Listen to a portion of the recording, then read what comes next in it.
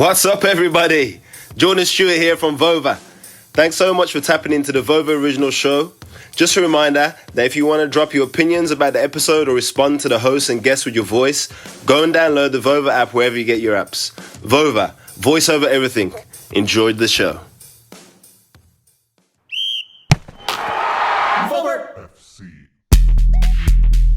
A lengthy contract extension for Ole Gunnar Solskjaer at Manchester United after a campaign last season where, they did finish second in the Premier League while making it to the Europa League final. And, it's an upswing for sure, given where things were at the end of the Jose Mourinho tenure. But objectively, is Man United in better shape than the likes of Liverpool, Chelsea, and in-city rivals Manchester City as it relates to the Premier League this season ahead and Champions League and competitions ahead?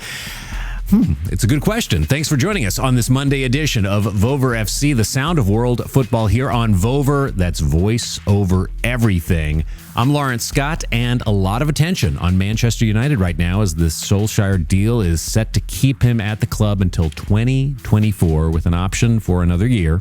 The prevailing wisdom is that, he's a club hero from his playing days and has been part of a positive upswing, yet why a contract of this length? I mean, could he in reality be poached by the likes of Real Madrid, PSG, Juventus? Tying him down, is this so necessary?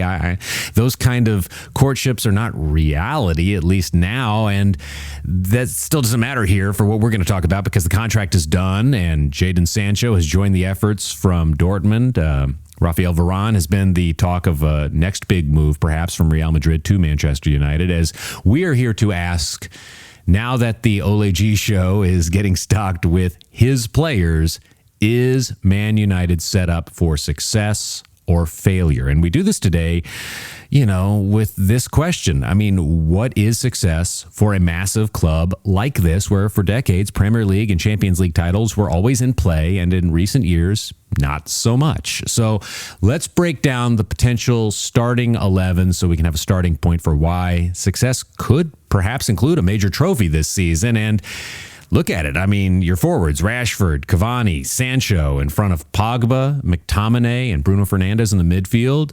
And then in the back, Luke Shaw, Harry Maguire, plus Aaron Wan-Bissaka, possibly Rafael Varane, as we were saying, in the back. I mean, that's a nice defense in front of De Gea or Henderson.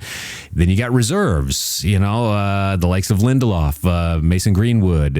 Martial is a key player to keep an eye on because he very well could be headed out. But none of this, as we're saying, this is set in stone. But it's all instructive because for years, depth was really not there for Man United, while Man City has had a tremendous ability to mix and match as they need in balancing league play and these tournaments. And Chelsea has joined them now, and Liverpool has always been fully stocked when healthy. So Manchester United now has a roster that is up for the challenge, but do they have the master technician ready to not just, set lineups, but match wits with the likes of Pep, Tuchel, and Klopp? I mean, think back to the Europa League final, Unai Emery's Villarreal, and the game planning there was pretty strong on their way to getting into a shootout, essentially, where they prevailed over Man United. And with Solskjaer, you've got a player's manager, but again, Pep,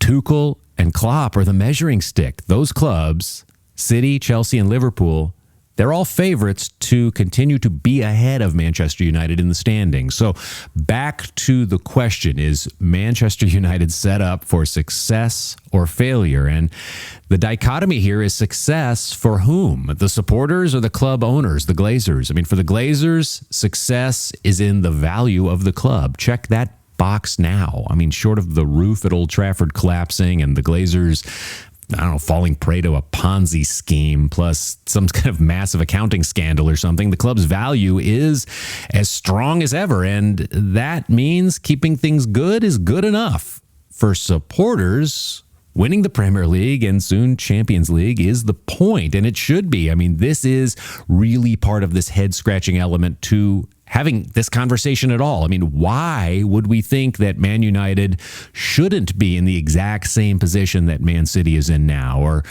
maybe better put, when did it become acceptable that good enough is good enough? I mean, the supporters have had enough with the Glazers, as we've seen clearly with the protest last season. So success will be harder to reach than failure, as expectations are high, and keeping things safe and profitable is what best suits ownership. I mean, you don't need sizzle with flank steak. This isn't prime cut, so why go big with the presentation has been the thinking, unless, and this is a big one, go back a few years, Solskjaer managing in Norway, the club there, Molde, had a teenage striker, Erling Haaland, and Mentor being made whole with some contract stability. It's not a bad thing when courting a true potential cornerstone who has history with the manager.